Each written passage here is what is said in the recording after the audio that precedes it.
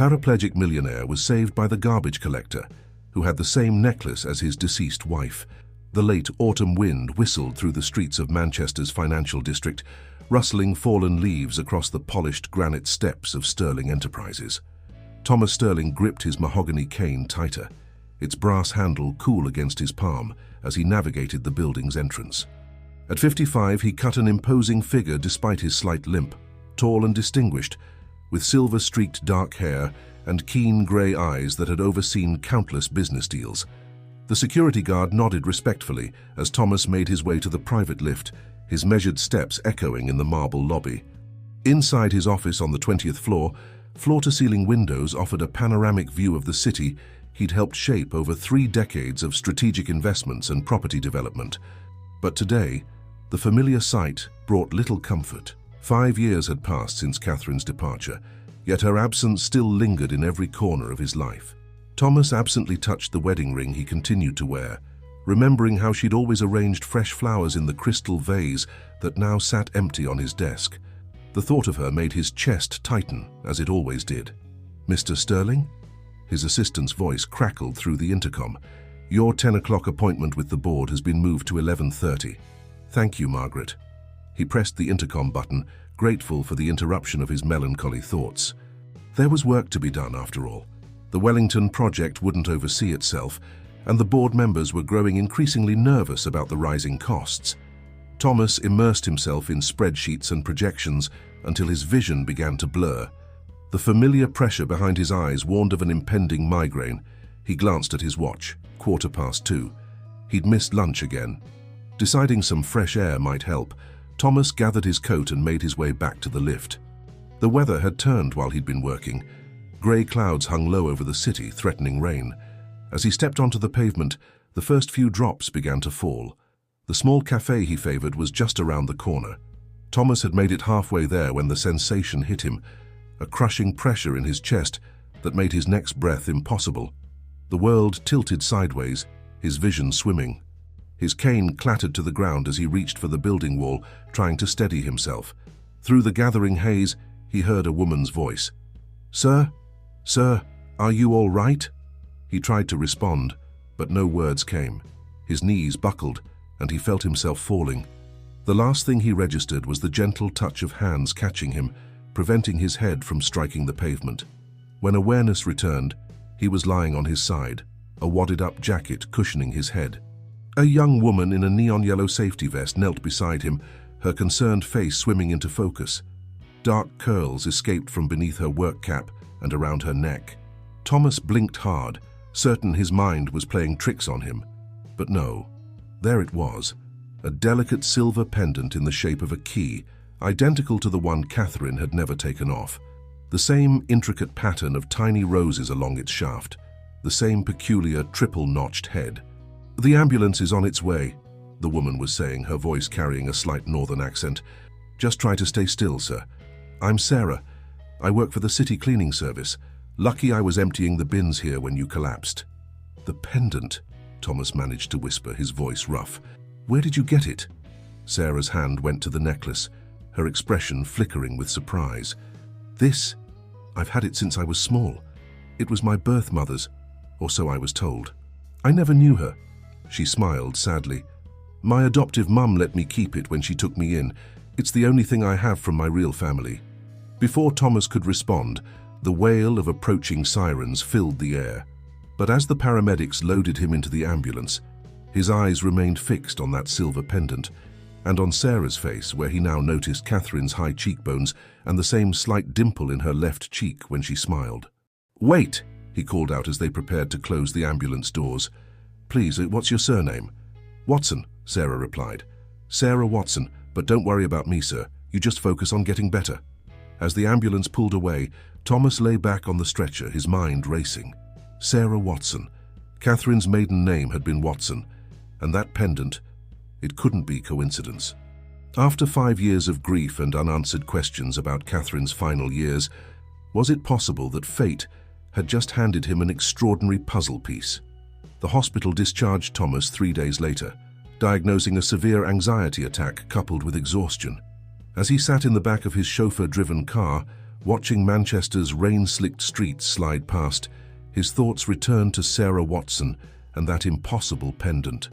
Back in his study at Sterling House, a Victorian mansion in the prestigious suburb of Bowden, Thomas eased himself into his leather armchair.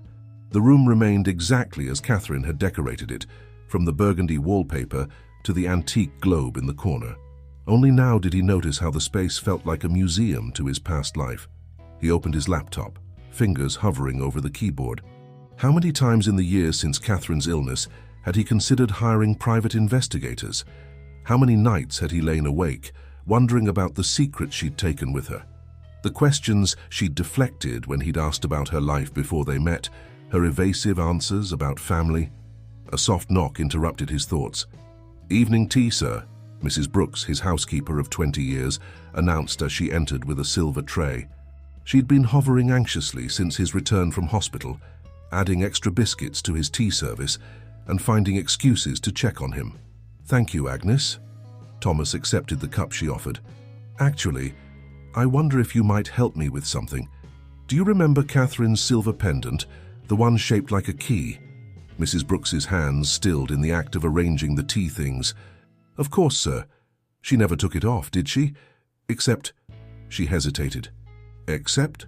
Well, there was that time about a year before you married, when she was terribly upset about losing it, searched the whole house in a state. Then 3 days later, she had it back on. Never did say where she'd found it." Thomas leaned forward. "Did she ever mention where she got it originally?" "Not to me, sir. Though—" Mrs. Brooks's forehead creased in concentration. "I do recall her once saying something about it being a family heirloom. When I admired it at your engagement party, I believe, said it had been passed down through the women in her family. Family heirloom." Thomas's pulse quickened. If Sarah wore the same pendant, and her surname was Watson— "Sir?" Mrs. Brooks was watching him with concern. "Should you be getting so excited? After your turn the other day—" "I'm fine, Agnes." Thomas waved away her worry. "But I need you to help me with something else. Do you still have contact information for the city cleaning service, from when we arranged extra collections for the Christmas charity gala?" Within an hour, Thomas had made several calls, pulled strings, and obtained Sarah Watson's employment details. He learned she worked primarily in the city centre, covering his building's area 3 times a week. More importantly, he discovered she lived in a council flat in Moss Side with her adoptive mother, Ellen Watson, who was currently on disability benefits due to a chronic illness. The next morning, Thomas arrived at his office earlier than usual. He positioned himself near the window, watching the street below. At precisely 7:45 a.m., a figure in a neon vest appeared, pushing a cleaning cart. Sarah worked methodically, emptying bins and sweeping the pavement, unaware of her observer 20 floors above. Thomas made his way down to the street, timing his exit to coincide with her approach to the building's entrance. "Miss Watson!" he called out, causing her to start slightly. "I hoped I might find you here." Recognition dawned on her face. "Oh, the gentleman from the other day. Are you feeling better, sir?" "Much better, thank you. And please call me Thomas." He smiled, noting again the familiar features that had been haunting his thoughts. "I wanted to properly thank you for your help. Perhaps I could buy you a coffee." Sarah glanced at her cart uncertainly. "That's very kind, but I'm working." "Just 10 minutes, Thomas pressed gently. "The cafe around the corner makes excellent cappuccino. I believe I owe you my life, Miss Watson. Surely my debt is worth 10 minutes of your time." Something in his tone must have convinced her, because after a moment's hesitation, Sarah nodded. "All right, 10 minutes." Over coffee, Thomas learned that Sarah was 28, had been adopted at age 3, and that her adoptive mother Ellen was struggling with a progressive kidney disease. He also discovered that Sarah had inherited Catherine's quick wit and warm laugh. "The pendant," he said finally when their cups were nearly empty. "You mentioned it belonged to your birth mother." Sarah's hand went to the necklace again, another gesture so like Catherine's that Thomas's throat tightened. "Yes, Mum, Ellen, that is, said it was with me when she adopted me, along with a note asking that I be allowed to keep it." She shrugged. "I've never known anything else about my biological parents. The adoption records were sealed, and honestly, I've been too busy caring for Mum to dig into the past." Thomas set his cup down carefully. What if I told you I might be able to help you learn more about your birth mother and possibly even your father? Sarah's eyes widened. What do you mean? How could you possibly? Because, Thomas said quietly, I believe your mother's name was Catherine Watson, and 15 years ago, she became Catherine Sterling, my wife. Sarah sat frozen in her chair at the cafe, her cappuccino long forgotten. The busy morning crowd swirled around them, but she barely noticed, her eyes fixed on Thomas Sterling's face, searching for any sign of deception. She found none. Catherine Sterling was my mother? Her voice trembled slightly. But how can you be sure? This pendant could be a coincidence. Thomas pulled out his phone, fingers trembling slightly as he navigated to his photo gallery. He turned the screen towards her, showing a photograph of an elegant woman in her early 40s, with familiar dark curls and high cheekbones. Around her neck gleamed an identical silver key pendant. Sarah's hand flew to her mouth. It was like looking at an older version of herself. This was taken at our last Christmas together, Thomas said softly. 5 years ago. Catherine never spoke about having a child, but now, looking at you, the resemblance is extraordinary. And there are too many coincidences. Your age, your surname, the pendant. A young waitress appeared to clear their cups, forcing them both to sit back. Sarah used the interruption to gather her thoughts, her mind whirling with implications. Why are you telling me this now? She asked finally. What do you want from me? Thomas leaned forward, his grey eyes earnest. Nothing you're not willing to give. But yesterday, I learned about your mother's, Ellen's, condition. I have connections at the best private hospitals in the country. I could help ensure she receives the best possible care. We can't afford private health care, Sarah said automatically, then flushed. I mean, that's very kind, but please. Thomas held up a hand. Let me finish. I have a proposition for you both. Sterling House has 14 bedrooms, most of them empty. Move in with me, you and Ellen. She'll have round-the-clock nursing care, the best specialists. And perhaps, he paused, choosing his words carefully, perhaps together we can unravel the mystery of Catherine's past. Your past. Sarah stared at him, stunned by the offer. You'd do that? For strangers? You're not strangers, Thomas said quietly. If I'm right, you're Catherine's daughter, and even if I'm somehow mistaken, you saved my life. Please, at least come see the house. Talk it over with Ellen. That evening, Sarah stood in the small living room of their council flat, watching her mother's face as she relayed Thomas's story and his offer. Ellen Watson sat in her worn armchair, oxygen tube trailing from her nose, her once robust frame now fragile from months of illness. It sounds too good to be true, Ellen said finally, her voice weak, but her eyes sharp as ever. What if he's not who he claims to be? I checked him out, Mum, Sarah assured her. Thomas Sterling is exactly who he says, one of Manchester's most prominent businessmen. Sterling Enterprises is everywhere in the city and... She hesitated, then pulled out her phone, showing Ellen the photo Thomas had sent her of Catherine. Ellen's breath caught audibly. Good Lord, she whispered. She could be your sister. She reached for Sarah's hand, squeezing it weakly. Love, I always knew this day might come, when your birth family would find you. Part of me hoped it never would. Selfish as that sounds, you're my daughter in every way that matters. And you're my mum, Sarah said fiercely. That won't change, but you need proper medical care, better than what the NHS can provide right now. And maybe, she twisted the pendant between her fingers, maybe it's time I learned where I came from. 2 days later, Thomas's chauffeur arrived to drive them to Sterling House. As they passed through the wrought iron gates and up the tree-lined drive, Sarah felt Ellen's hand tighten on hers. The mansion loomed before them, its Victorian grandeur both impressive and intimidating. Mrs. Brooks was waiting at the front door, her welcoming smile genuine as she helped Ellen from the car to a waiting wheelchair.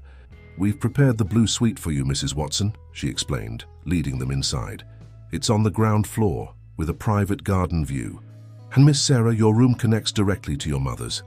As they followed Mrs. Brooks through the house, Sarah couldn't help noticing how Ellen's eyes widened at the antique furnishings and original artwork. Her mother had always had an eye for beautiful things, even if they could never afford them. Thomas appeared in the hallway leaning on his cane. "Welcome to Sterling House," he said warmly. "I hope you'll both be comfortable here." His eyes fell on the oxygen tank attached to Ellen's wheelchair, and his expression softened with understanding.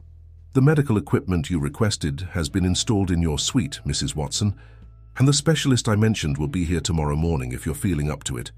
Later that night, after Ellen had been settled into her new room, Sarah stood at the window of her own luxurious bedroom, staring out at the moonlit gardens below. The pendant felt heavier than usual against her skin, weighted with questions. Who had her father been? Why had Catherine given her up, only to keep the pregnancy secret from her future husband? And most importantly, what other secrets lay buried in the past? She didn't notice Thomas watching her from the doorway until he spoke. "Catherine used to stand at that same window," he said softly. "Lost in thought, just like that. I never knew what she was looking for. Perhaps without realizing it, she was looking for you." The first week at Sterling House passed in a blur of medical appointments and adjustments to their new life. Ellen's health showed immediate improvement under the care of Dr. Harrison, the specialist Thomas had engaged. The doctor's preliminary tests suggested she was a candidate for innovative treatment that could slow her kidney disease's progression. Sarah continued her work with the city cleaning service, despite Thomas's gentle suggestions that she needn't maintain such a demanding schedule now. "I need normal right now," she'd explained, and he'd understood. But she did accept his offer of a car service to take her to and from work, allowing her to spend more time with Ellen instead of wrestling with bus connections. On a sunny Saturday morning, Sarah found Thomas in his study, surrounded by old papers and photographs. He looked up as she entered, gesturing to a chair beside his desk. "I've been going through Catherine's things," he explained, indicating the organized chaos before him, "looking for clues about her life before we met. She was always quite private about her past, and I respected that privacy. Perhaps I shouldn't have." Sarah picked up a photograph. Catherine in her early 20s, laughing on a beach somewhere, her hair wild in the wind. "When did you meet her?" 15 years ago at a charity gala. She was working as an event coordinator." Thomas smiled at the memory. "She was different from anyone I'd ever known. Brilliant, passionate, but with a hint of sadness she never quite explained. We married within a year." He hesitated, then opened his desk drawer and withdrew a small leather journal. "I found this yesterday. I'd never seen it before." Sarah accepted the journal with trembling hands. The leather was soft with age, the pages slightly yellowed. She opened it carefully, revealing Catherine's elegant handwriting. "I've only read the first few entries," Thomas said quietly, "but I think you should read it too. It might help us understand." Sarah began to read. "March 15th, 1995. Today I did something unforgivable. I left my baby girl, my beautiful Sarah. The social worker promised she'd go to a good home, but how can any home be good enough when it's not with her mother? James hasn't been seen in months. His last letter said he needed time to find himself. He doesn't even know about her. Or maybe he does, and that's why he ran. I can't stay in Manchester.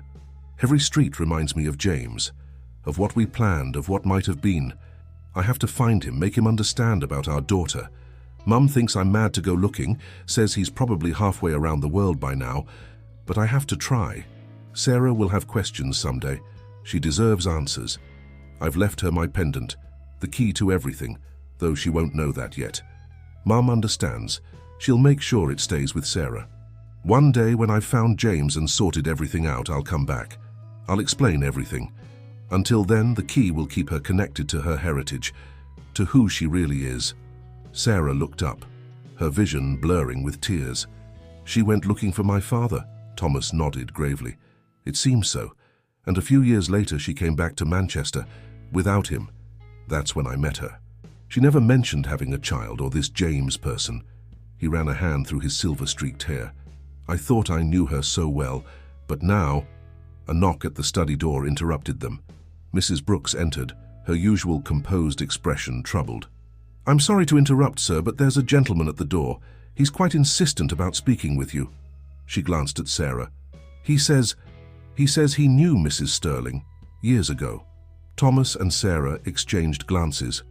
"Did he give a name?" Thomas asked. Mrs. Brooks nodded, her face pale. "Yes, sir, he said his name is James Watson. He says he's here about the pendant."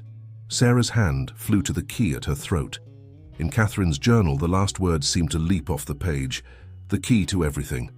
What had her mother meant, and how did this man, could he really be her father, know about it after all these years? "Show him in, Agnes," Thomas said finally, his voice steady despite the tension Sarah could see in his shoulders. "I believe it's time we had some answers." As Mrs. Brooks left to fetch their unexpected visitor, Sarah felt her world tilting on its axis once again. In just over a week, she'd gained a possible stepfather, moved into a mansion, and now she might be about to meet her real father. She gripped the arms of her chair, bracing herself for whatever revelations the next few minutes might bring. James Watson's entrance into the study brought with it a shift in the air, as if the past had suddenly materialized in human form. He was tall and lean, with touches of grey at his temples, but Sarah immediately recognized her own eyes staring back at her. He wore an expensive suit that somehow seemed ill-fitting, as though he wasn't quite comfortable in his own prosperity. "My God," he breathed, stopping short at the sight of Sarah. "You look exactly like her." Sarah stood, her legs unsteady. Thomas rose as well, positioning himself slightly between them, his hand tight on his cane. The protective gesture wasn't lost on James, whose expression flickered with something like amusement. "How did you find us?" Thomas asked, his voice carefully controlled. James moved further into the room, his eyes never leaving Sarah. "I have resources now. When I saw the Sterling Enterprises press release about Thomas Sterling's medical episode and the young woman who saved him, something clicked. The description, the location. I hired someone to look into it." He smiled thinly.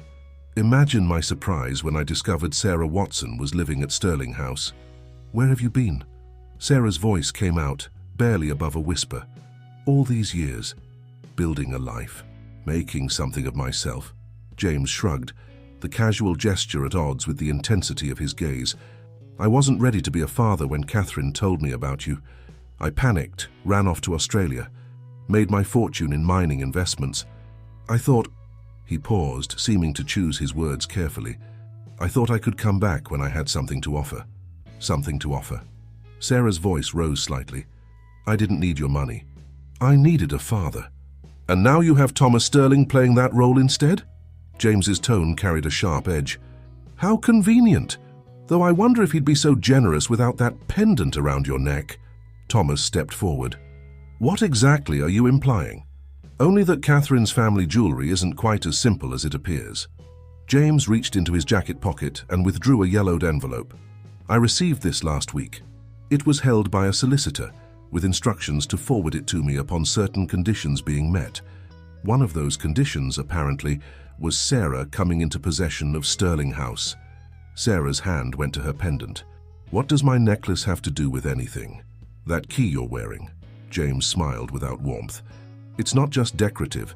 Catherine's grandmother was a fascinating woman, eccentric, wealthy, and paranoid about banks. She converted most of her fortune into bearer bonds and other portable assets.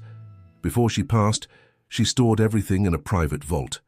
The key to access it was split into two parts, the pendant and a second key that was supposed to be passed down through the male line of the family." "And you have this second key?" Thomas asked skeptically. "Catherine gave it to me for safekeeping before everything fell apart. She didn't trust her mother with both keys, afraid she'd try to access the vault herself." James produced a silver chain from beneath his shirt, revealing a pendant similar to Sarah's but with subtle differences in its design. Together, they open a vault containing what I estimate to be several £1,000,000 in bearer bonds and other securities. The room fell silent as the implications sank in. Sarah felt her head spinning. "So you're only here because of money?" "I'm here because it's time to claim what belongs to the Watson family," James corrected. "You're my daughter, Sarah, Catherine's daughter. This fortune is your birthright." He glanced at Thomas.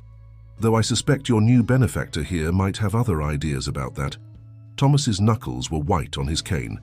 "Sarah and Ellen are here because they're family, not because of any fortune. A concept you seem to have trouble grasping." "Family?" James laughed softly. "You didn't even know Sarah existed until 2 weeks ago. I'm her father." "A father who abandoned her," Thomas shot back, "who left Catherine to search for you while—" "Stop it, both of you!" Sarah's voice cut through their argument. "This isn't about either of you. This is about my mother. Both my mothers. Ellen is upstairs fighting for her life, and Catherine—" She touched her pendant. "Catherine left us both something to figure out, didn't she? But not like this. Not with ultimatums and accusations." James had the grace to look somewhat abashed. "You're right, of course. I apologize." He held out the envelope he'd been holding. "This letter explains everything: the vault's location, the mechanism of the keys, Catherine's wishes. She wanted us to figure this out together, as a family. Even if we're not quite the family she imagined." Sarah accepted the envelope with trembling hands but didn't open it. "I need time. To think. To process all this. And I need to talk to Ellen." "Of course," James said smoothly. "I'm staying at the Lowry Hotel. Here's my card. When you're ready to discuss this further." He placed a business card on Thomas's desk. After James left, Sarah sank back into her chair, the unopened letter in her lap. Thomas moved to the drinks cabinet and poured 2 glasses of brandy, offering one to her. "What are you thinking?" he asked gently. Sarah took a sip, welcoming the warm burn. "I'm thinking about what Catherine wrote in her journal, about the key being connected to my heritage. She must have known this would all come out eventually." She looked up at Thomas. "Why didn't she tell you about any of it?" Thomas sat heavily in his chair. "I've been asking myself the same question, but Catherine always had her reasons, even if she kept them to herself." He gestured to the letter. "Shall we?" Sarah took a deep breath and broke the seal on the envelope, unfolding the pages within. Catherine's familiar handwriting filled the pages, ready to share secrets that had waited years to be revealed. Catherine's letter was dated just weeks before her illness had taken a turn for the worse. "My dearest Sarah, if you're reading this, then somehow, against all odds, you've found your way back into my life, or at least into Thomas's life. There's so much to explain, so many choices I need to justify, though I know no explanation can make up for the years we've lost. First, you should know that giving you up was the hardest decision I ever made. I was young, alone, and James had disappeared without a trace. My mother, your grandmother, was ill herself then, unable to help. I convinced myself that finding James would solve everything. I thought once I found him, made him understand about you, we could be a proper family. I searched for 2 years. During that time, you were safe with Ellen. I made sure of that before I left. I chose her specifically, you see. She was my mother's nurse, and I knew her gentle heart, her strength. I knew she would love you as I did. When I finally gave up the search for James, I was a different person. I met Thomas, and he brought light back into my life. But how could I tell him about you? About my foolish quest to find James? I convinced myself that you were better off with Ellen, that disrupting your life would be selfish. The pendant you wear, grandmother's key, was meant to protect your future. The vault it helps open contains not just money, but our family's history. Letters, photographs, documents tracing our line-back generations. Grandmother split the keys to ensure the fortune would only be accessed when the family was united. I should have told Thomas everything. I know that now. He has the kind of heart that would have understood, would have helped me find you sooner. My fear and shame kept us all apart for too long. But Sarah, my darling girl, you need to know, the fortune in that vault isn't what matters. What matters is the truth and what you choose to do with it. Sarah had to stop reading for a moment, her vision too blurred with tears to continue. Thomas waited patiently, pouring her another splash of brandy. When she could see clearly again, she returned to the letter. I'm ill now. The doctors are hopeful, but I know my time is growing short. I've arranged for this letter to find its way to you under specific circumstances, namely, if you and Thomas ever found each other. James receiving his letter was meant to bring all the pieces together. The vault is in the old Midland Bank building on King Street. The mechanism requires both keys to be inserted simultaneously. But Sarah, listen to me carefully. What you choose to do with this information is entirely up to you. The money, the history, even the truth about your heritage, none of it defines who you are. I've watched you from afar over the years. I know you became a wonderful young woman, thanks to Ellen's love and guidance. I know you work hard, care deeply, and face life's challenges with grace. Those qualities aren't inherited through a pendant or stored in any vault. If you're reading this at Sterling House, as I suspect you might be, then you've already found something more valuable than any fortune. You've found family. Thomas has the biggest heart of anyone I've ever known. And Ellen. Helen gave you everything I couldn't.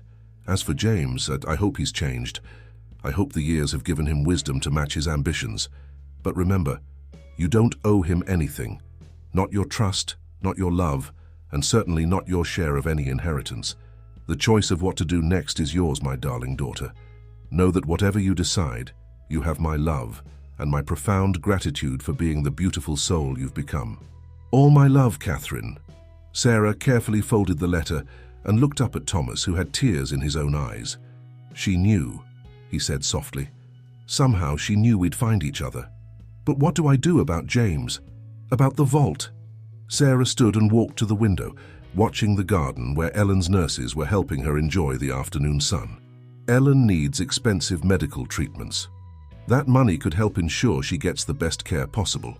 Thomas joined her at the window. The money isn't an issue, Sarah. I meant what I said. You and Ellen are family now. I'll ensure she has the best care regardless of what you decide about the vault. Sarah turned to face him. I know you will, but this isn't just about money anymore, is it? It's about truth, about family, about what Catherine wanted for all of us. She touched her pendant thoughtfully. I think I need to talk to James again, but this time I want Ellen involved in the discussion, and you. Whatever you decide, Thomas said, placing a gentle hand on her shoulder. I'm here. We'll face it together.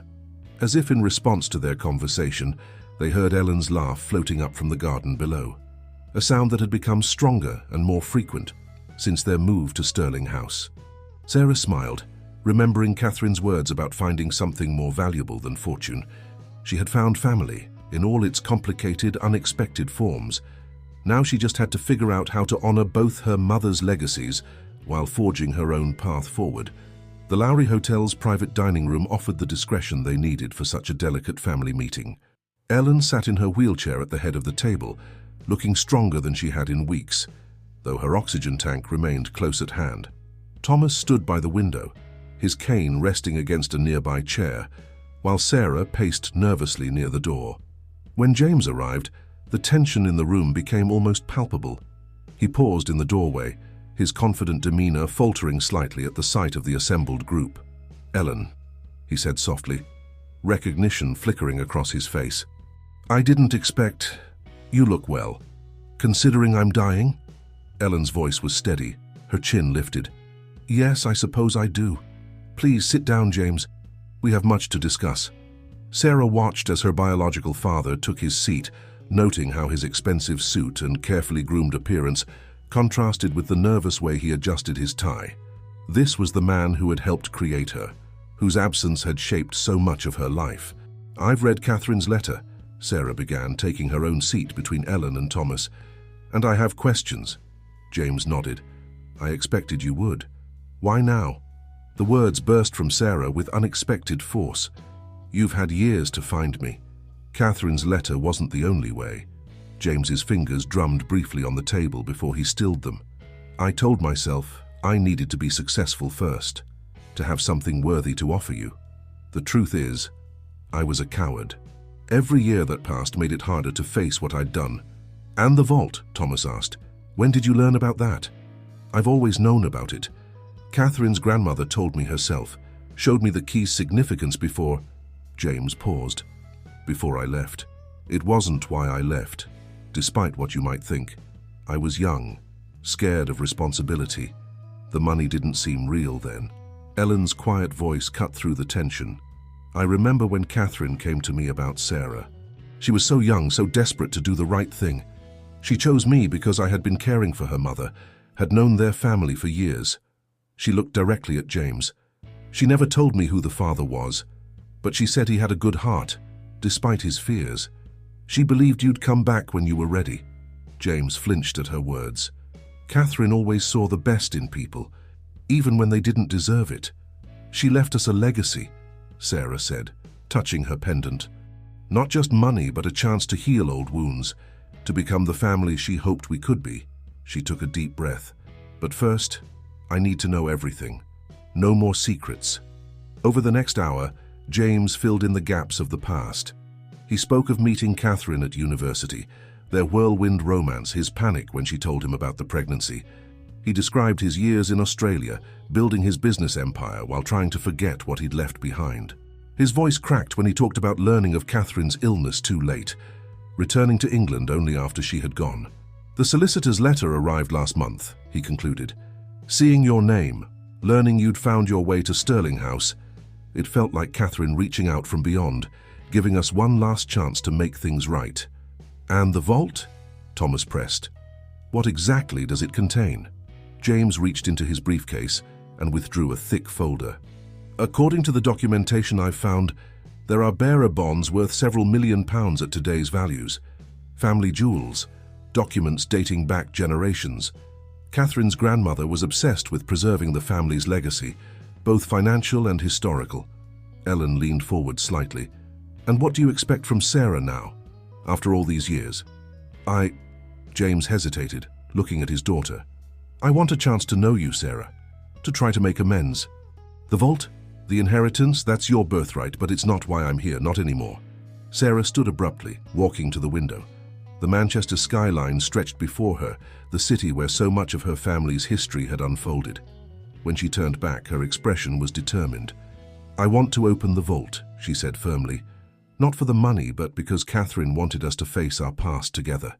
But first, she looked at Ellen, her voice softening. First, we need to focus on getting you well, Mum. Sarah, Ellen began, but Sarah cut her off gently. No arguments? Dr. Harrison mentioned a new treatment program in Switzerland. If there's money in that vault that can help you, then that's exactly what Catherine would want us to use it for. Thomas stepped forward. I've already told you the money for Ellen's treatment. I know, Sarah smiled at him, and I'm grateful. But this isn't just about money. It's about family. All of us. She looked at James. Even the parts of our family that got lost along the way. James bowed his head, acceptance and gratitude warring in his expression. When he looked up, there were tears in his eyes. I don't deserve this chance. No, Ellen agreed quietly. But Sarah does. And so did Catherine. A knock at the door interrupted them. A nurse had arrived to check Ellen's oxygen levels and administer her medication. As she worked, Sarah watched the three people who had shaped her life in such different ways. Ellen, who had given her love and stability, Thomas, who had opened his heart to an unexpected family, and James, who carried the weight of his past choices in every careful gesture. The complexity of their situation struck her anew. They were an unlikely family, brought together by loss and secrets, but bound now by something stronger than DNA or inheritance. Catherine had understood this, Sarah realized. The vault, the keys, the careful orchestration of their meeting, it had all been her final gift to them. A chance to heal, to forgive, to become something new together. As Ellen's nurse finished her work, Sarah made a decision. Tomorrow, she said, we'll open the vault tomorrow. All of us together. It's time to see exactly what Catherine left for us to find. The old Midland Bank building stood proud on King Street, its Edwardian Baroque architecture a testament to past glory.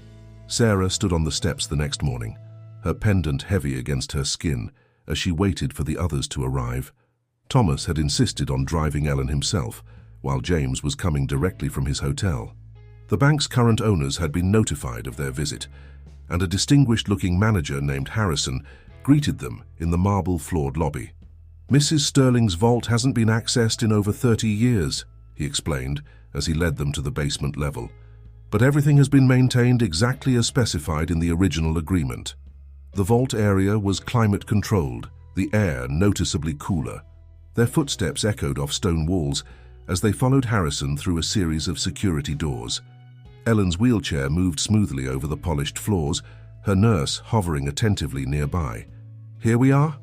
Harrison stopped before an imposing metal door marked with the number 447.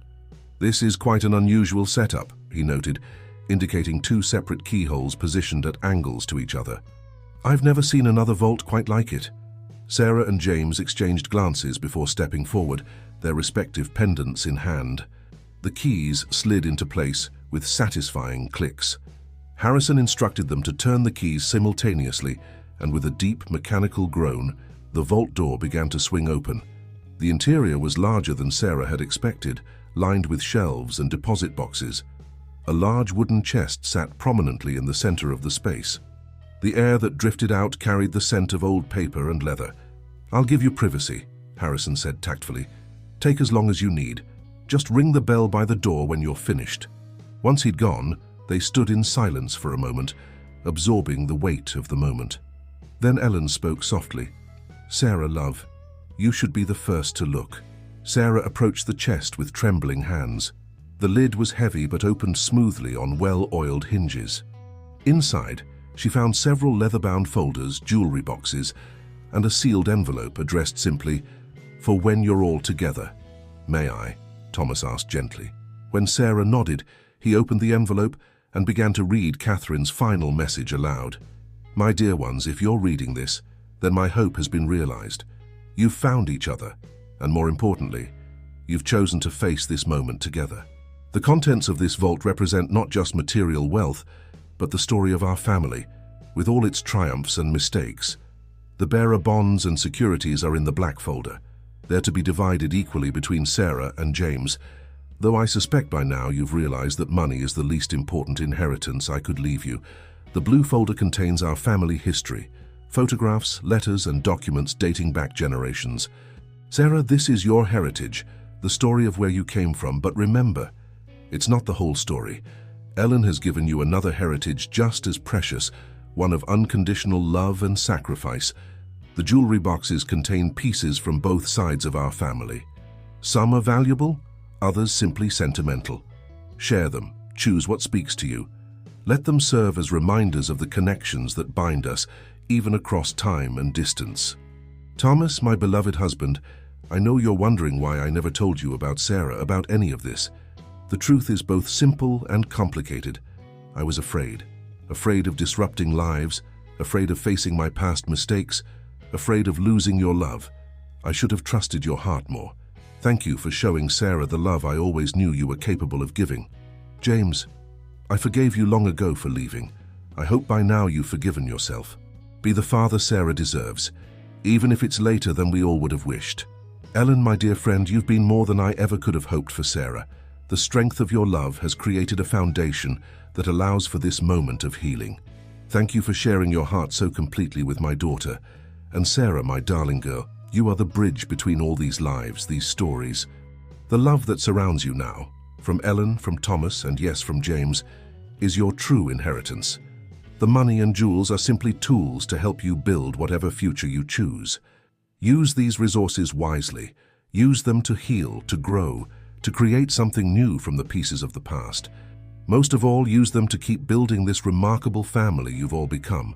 With all my love, Catherine. Sarah looked around at the faces of her family, all of her family. Ellen was wiping tears from her eyes, while James stared at the floor, his shoulders shaking slightly. Thomas stood tall but gentle, his presence steady as always. "Well," Sarah said softly, reaching for the black folder. "Shall we see about that treatment in Switzerland, Mum?" Ellen reached for her hand. "Only if you're sure, love."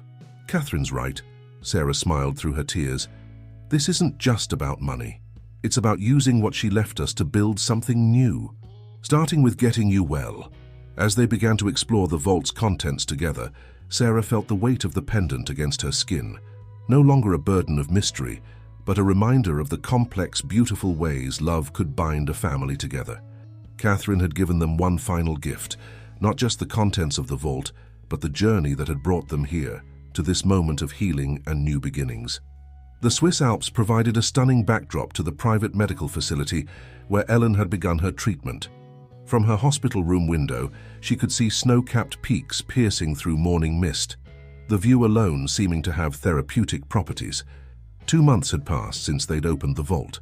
The specialist clinic, nestled in the hills above Lake Geneva, offered cutting-edge treatment for kidney disease that wasn't yet available in the UK. Dr. Weber, Ellen's primary physician, had been cautiously optimistic about her response to the experimental therapy. Sarah sat beside Ellen's bed, updating her on the latest news from Manchester. "Thomas has been incredible," she said, arranging fresh flowers in a vase. "He's set up a home office here in Geneva so he can split his time between here and Sterling Enterprises. And James," she hesitated, still getting used to referring to him as anything other than her biological father. "He's been surprisingly helpful with all the paperwork and arrangements." Ellen smiled, reaching for Sarah's hand. The medical monitors showed stronger vital signs than she'd had in months. "People can surprise you," she said softly. "Sometimes they just need the right moment to show their better nature." A knock at the door preceded Thomas's entrance. He carried his cane in one hand and a tablet in the other, looking relaxed in casual clothing, a marked change from his usual business attire. "Good morning, ladies. Dr. Weber would like to speak with us. He's just finishing his rounds." Sarah noticed how naturally Thomas now moved around Ellen's medical equipment, how seamlessly he'd adapted to their new routine. He'd transformed a wing of Sterling House into a rehabilitation suite for when Ellen was strong enough to return, consulting with medical architects to ensure every detail would support her recovery. "Any word from James?" Ellen asked, adjusting her position in bed. "He's flying in tomorrow," Thomas confirmed. Something about finalizing the foundation paperwork. The foundation had been Sarah's idea, using part of the vault's contents to establish a trust for families dealing with serious illnesses. It gave purpose to Catherine's legacy beyond their immediate family, and James had thrown himself into the project with unexpected enthusiasm. Dr. Weber arrived, his presence bringing a quiet authority to the room. "Mrs. Watson," he smiled warmly, "your latest test results are quite encouraging. The new treatment protocol is showing exactly the response we hope to see." Ellen squeezed Sarah's hand as the doctor continued. "The stem cell therapy, combined with the experimental drug regimen, has begun to show measurable improvement in kidney function. If this trend continues, we might be able to significantly reduce your dependence on dialysis within the next few months." Sarah felt tears welling in her eyes. After years of watching Ellen's health decline, the possibility of improvement seemed almost miraculous. Thomas placed a supportive hand on her shoulder.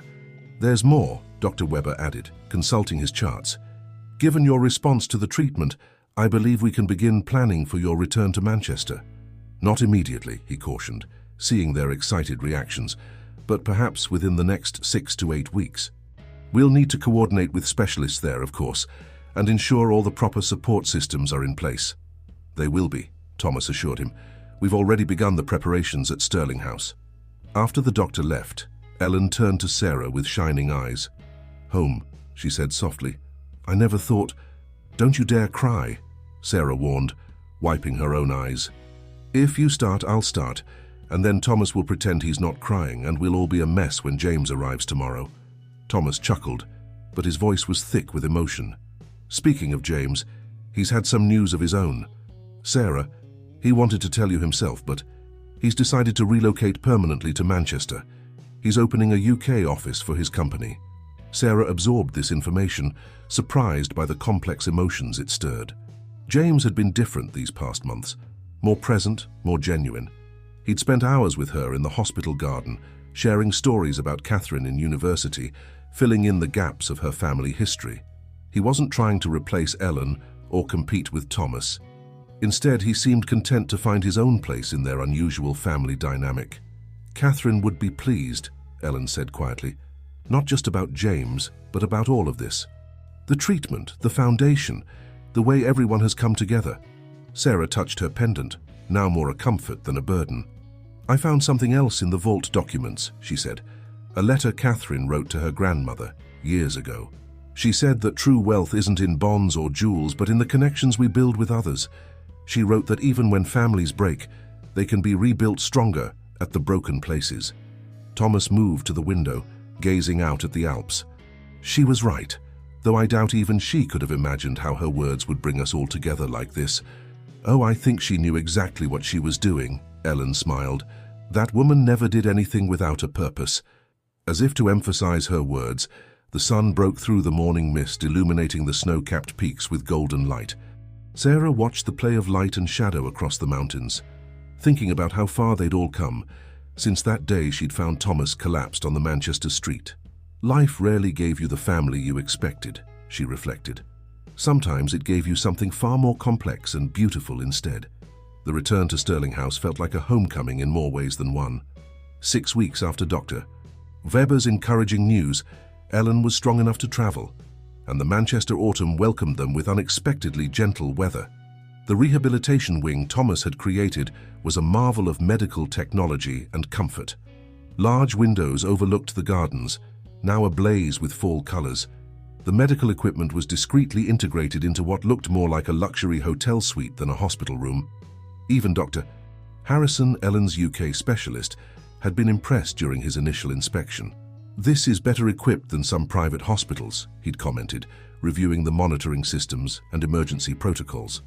Sarah had taken a leave of absence from her city cleaning job, though her co-workers still sent regular messages of support. The vault's contents had provided financial security, but she found herself missing the simple satisfaction of her work, the feeling of contributing to her community. It had given her an idea for expanding the Foundation's mission, something she was eager to discuss with James. As if summoned by her thoughts, her biological father appeared in the doorway of Ellen's new suite. "The physical therapist is here," he announced. "Ready for your first session at home." Ellen smiled from her adjustable bed. "As ready as I'll ever be. Sarah, love, you don't need to stay for this part. Go have your meeting with James and Thomas. I know you've been bursting to share your ideas." In Thomas's study, autumn sunlight streamed through the Victorian windows, catching the silver in his hair as he settled behind his desk. James chose an armchair near the fireplace, while Sarah paced, organizing her thoughts. "The Foundation," she began. "I think we should expand its scope. Not just medical support, but educational and vocational programs, scholarships for people who want to work in healthcare or community service, training programs for caregivers." "Go on," Thomas encouraged, clearly intrigued. "Working as a street cleaner taught me something important," Sarah continued. "Every job has dignity, and every worker deserves support.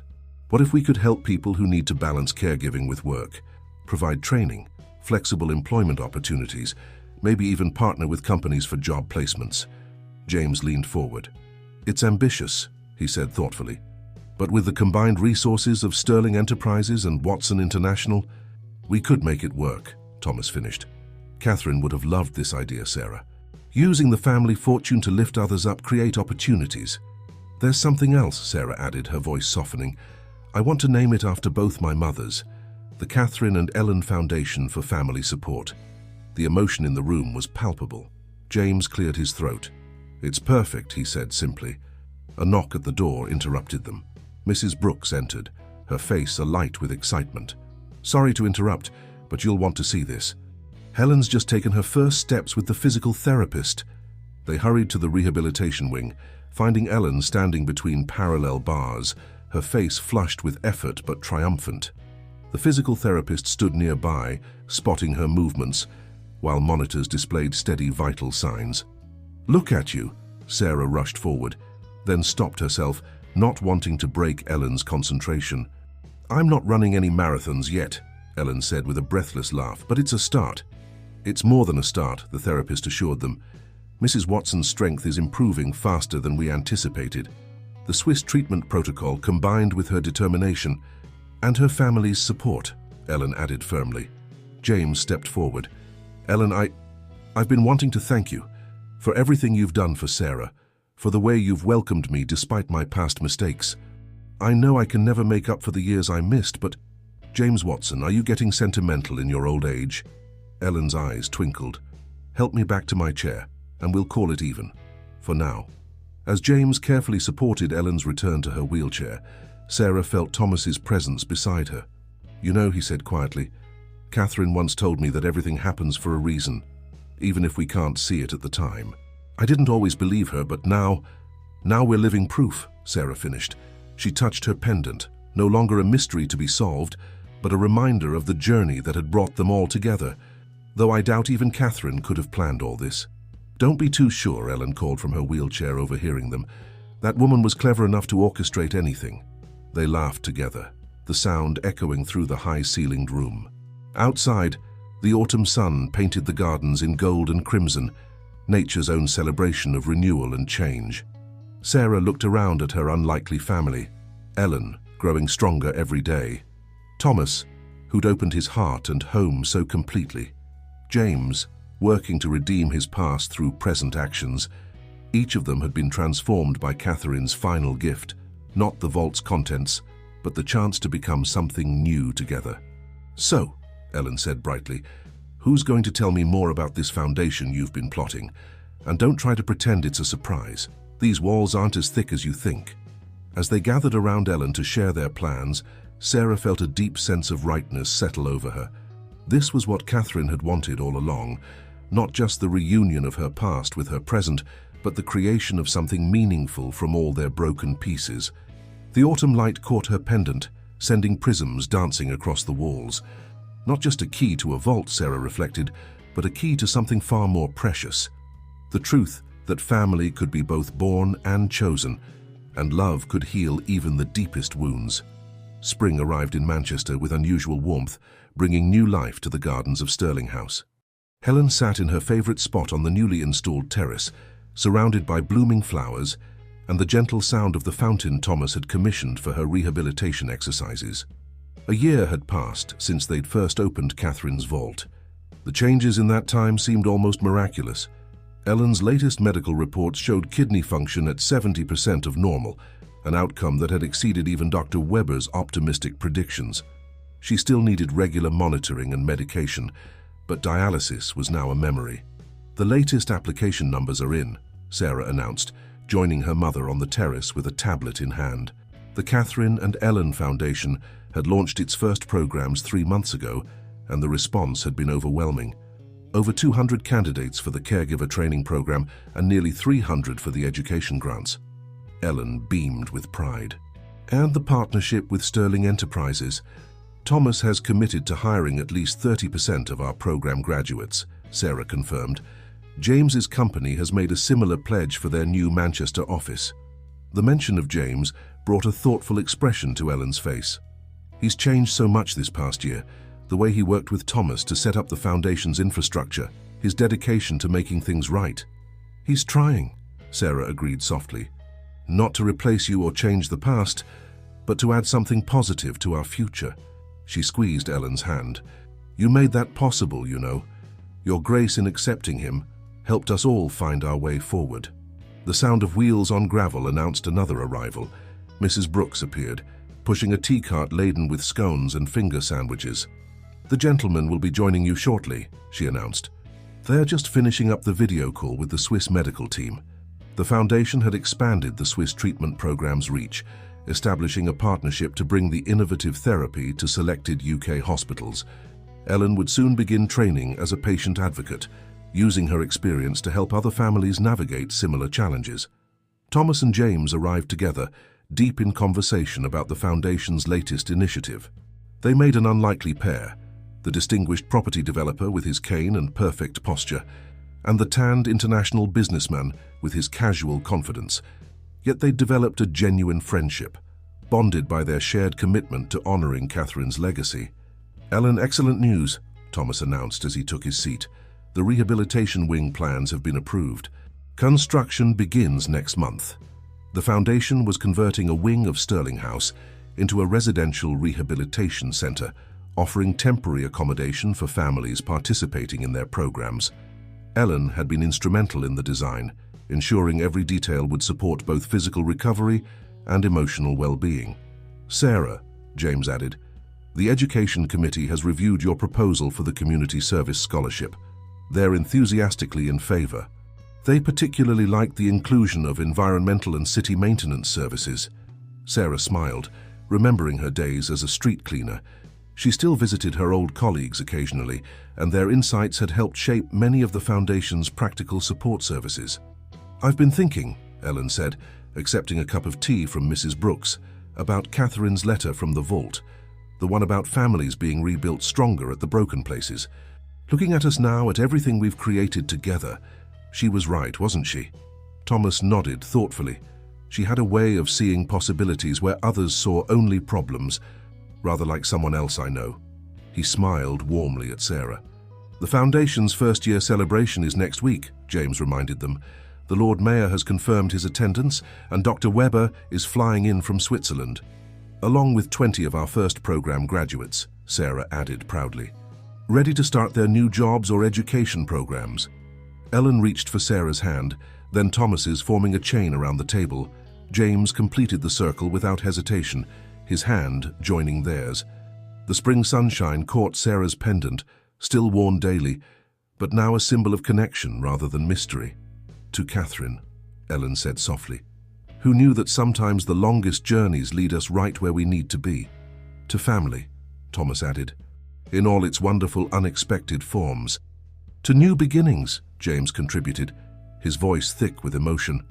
And to love, Sarah concluded, looking at the people who had become so much more than chance could explain. The kind that heals, that transforms, that builds something beautiful from life's broken pieces. They sat together in the gentle spring afternoon, their tea growing cold as they shared stories and plans for the future. In the garden, the flowers Catherine had planted years ago bloomed alongside Ellen's new additions, different varieties growing together, creating something more beautiful than either could have managed alone. Sarah touched her pendant, thinking of all the keys in life, not just those that opened vaults, but those that opened hearts, that unlocked new possibilities, that helped heal old wounds. Catherine had given them the most precious key of all, the chance to discover that family was not just about blood or birth, but about the choices we make and the love we choose to give. As the sun began to set, casting long shadows across the terrace, Sarah looked at her gathered family and felt complete. They had built something extraordinary together, something that would continue to grow and touch other lives. It was more than a happy ending. It was a new beginning, one that honored the past while embracing all the possibilities of the future. The grand ballroom of Sterling House sparkled with lights and laughter as guests gathered for the Catherine and Ellen Foundation's first anniversary celebration. The space had been transformed, with photographs lining the walls showing the Foundation's journey and the lives it had touched over the past year. Sarah stood at the podium, her pendant catching the light as she addressed the assembled crowd. In the front row, Ellen sat proudly, her strength evident in her straight posture and bright eyes. Thomas and James flanked her, both beaming with quiet pride. "A year ago," Sarah began, "we set out to honor two remarkable women by creating something that would extend their legacy of love and care to others. My mother Ellen taught me that family isn't about biology. It's about choice, about showing up every day with an open heart. And Catherine, my birth mother, showed us that even the deepest wounds can heal when we're brave enough to face the truth with love." She gestured to the graduates of their first programs, seated together in their business attire, ready to begin their new careers. "Look around this room. Every person here represents a story of hope, of transformation, of family in its many beautiful forms. Our graduates aren't just starting new jobs or educational programs, they're carrying forward a vision of what's possible when we support each other." Dr. Weber, who had flown in from Switzerland for the occasion, stood to announce the expansion of the treatment program to 3 major UK hospitals. The Lord Mayor spoke about the Foundation's impact on the Manchester community. James revealed plans for similar programs in Australia, extending the Foundation's reach internationally. But it was Ellen who brought tears to every eye when she rose to speak, her voice strong and clear. "A year ago, I was fighting for my life, worried about leaving my daughter alone. Today, I stand here surrounded by more family than I ever dreamed possible. The miracle isn't just in the medical treatment that saved me, it's in the love that brought us all together, that continues to grow and touch other lives." After the speeches, as guests mingled and celebrated, Sarah found a quiet moment in Catherine's garden. The evening air was soft with the scent of roses, Catherine's favorites now blooming alongside Ellen's carefully tended herbs and flowering shrubs. Thomas joined her, his cane tapping gently on the garden path. "Penny, for your thoughts. I was thinking about that day you collapsed on the street," Sarah said softly.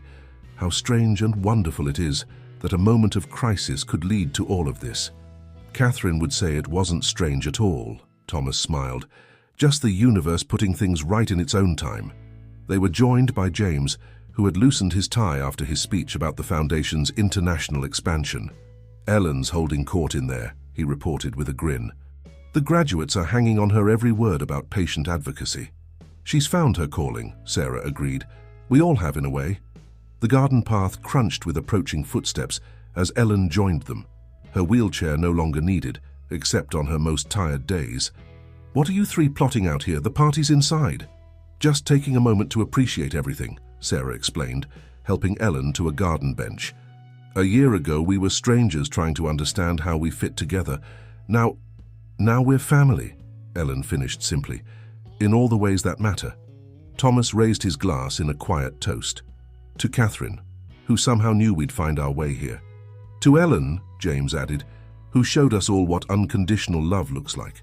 To all of us, Sarah concluded, touching her pendant one last time. And to the family we choose to be.